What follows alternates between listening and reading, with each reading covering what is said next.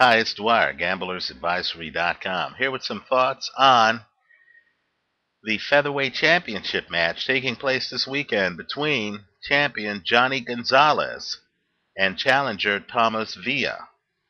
Now, before I go further, just remember, the opinion you should follow should be your own. Just consider this video to be a second opinion from a complete stranger online. Featherweight is a loaded division. We know about Orlando Salido. We know about Yorkis Gamboa. We know about Wanma. In the mix is, in my opinion, one of the more underrated fighters in the sport. No one seems to know who this guy is, even though the guy has a very long history, even though the guy has a greater than 70% knockout ratio, even though the guy has beaten Fernando Montiel and Izumi Hasegawa. In fact, there is a video on YouTube. I took him when he was an underdog against Hasegawa.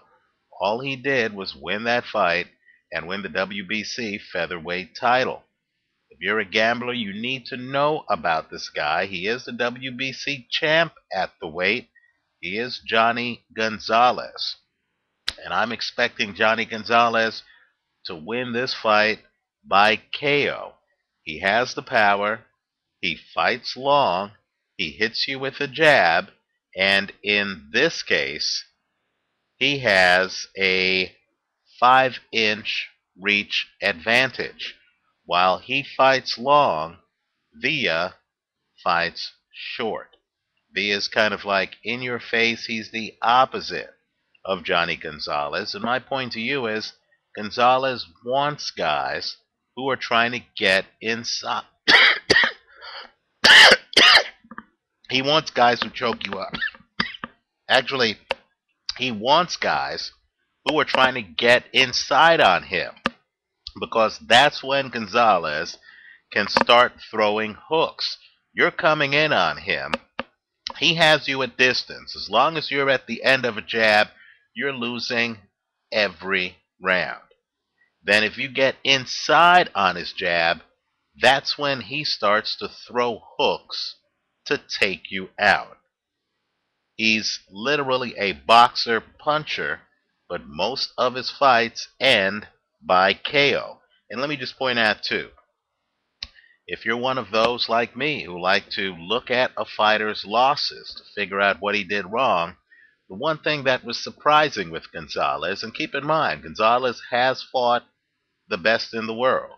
The interesting thing with Gonzalez is in the fights I was able to locate, the Jerry Pendalusa fight, the Tokiyashi Nishioka fight, Jhonny Gonzalez was actually outboxing them before getting knocked out in those fights, right? He was actually, in my opinion, winning the fights, but then he slipped up, made mistakes, ended up getting stopped. He's a master boxer. He knows what he's doing. Now let me say, Tomas Villa, take a look at him in the 9th round of the Rogers-Motagua fight. You're going to be stunned. He looks great, right? He drops Motagua. Motagua looks finished. Villa's on top. Of course, if you keep looking at the film and the fight goes to the 10th round, you'll see everything that's wrong with him, as of course Motagua came out, dropped him, then was able to stop him in the round. The things I saw that I didn't like was that once Villa got his bell rung, it was over for him. In other words, no defense whatsoever after he gets up off the canvas.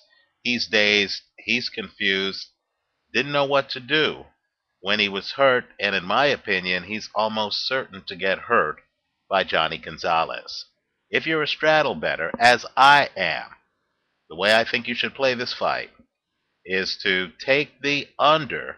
If it's around, let's say, 8.5-ish, take the under, straddled against Jhonny Gonzalez to win. This way, if Gonzalez gets the KO, as I suspect he will, you'll win on both sides of the bet. If he doesn't get the KO and he wins by decision, you'll win by decision. What I don't see in this fight happening is Tomas Villa winning this fight by decision or by stoppage in the later rounds. I don't see either of those scenarios taking place. So to sum up, I like WBC featherweight champion Jhonny Gonzalez to win this fight. The way I'd play it would be to take the under straddled against Gonzalez to win. I believe the most likely outcome here is Gonzalez wins this fight by stoppage. Let me know what you think. Leave your comments for me here online at YouTube and visit us at gamblersadvisory.com. All I ask is that after the fight, win, lose, or draw, you stop by with your post-fight report. Thanks for watching.